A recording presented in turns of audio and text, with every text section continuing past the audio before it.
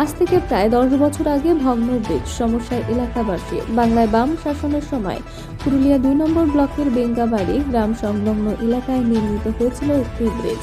ওই রাস্তা দিয়ে Purulia 2 number block, DElEd college, DVC, Purulia Ramakrishna Mission, Purulia medical college, Purulia Bolero office, Purulia 2 number block শিশু চিকিৎসা কেন্দ্র, এছাড়া পুরুলিয়া শহরের কাজের জন্য হাজারেরও বেশি মানুষ যাতায়াত করতেন ওই রাস্তা দিয়ে। বর্তমানে ব্রিজটি ভগ্ন অবস্থায় থাকার জন্য দীর্ঘদিন থেকে এই সমস্যায় ভুগছেন।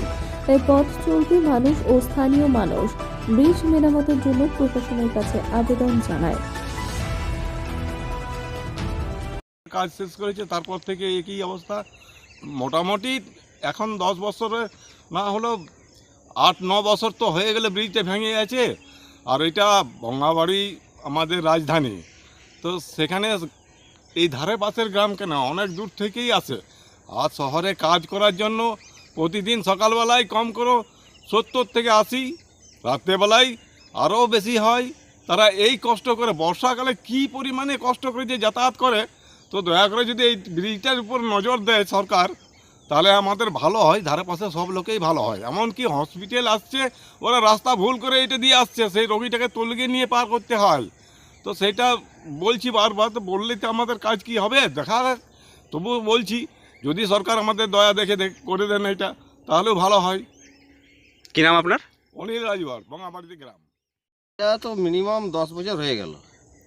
তো এটা যদি সারি দিয়ে তাহলে ভালো ছিল, কারণ এটা ধরুন মেডিকেল কলেজটা হয়েছে, এরপর যারা হাতাড়া থেকে আসছে বা ভাঙড়া ফাংড়া দিলে আসছে, হুঁড়া ফোঁড়াতে অনেকেই আসে। তো গিড়িগিড়ির মোড়ে যদি নামা হয় তাহলে ওদের একটু হাঁটে আসতে গেলে এটা তাড়াতাড়ি হবে। আর ওইটা দিয়ে ঘুরে যদি আসে তো মিনিমাম 10-15 কিলোমিটার। আবার সে ভাড়াটা অনেক লাগে, টোটো করে আসতে হয়, গরিব মানুষ এক তো দেখাতে আসে। আর এটা করতে গেলে সুবিধা হয়। অন্যান্য কোন কোন জায়গায় এই রাস্তার মধ্যে পড়ে? এটা 2 নম্বর ব্লকের সবই রাস্তাগুলো ইয়ে করে আসা যাওয়া, যেমন গিড়গিড়ি আছে, লাটুলিয়া আছে, হাতাড়া আছে, পলাশকলা এই সবই এটা করলে সুবিধা হয়।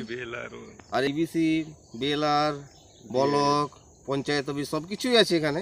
তো সব মানুষের সুবিধা হবে এটা যদি তাড়াতাড়ির মধ্যে করে দেওয়া হতে।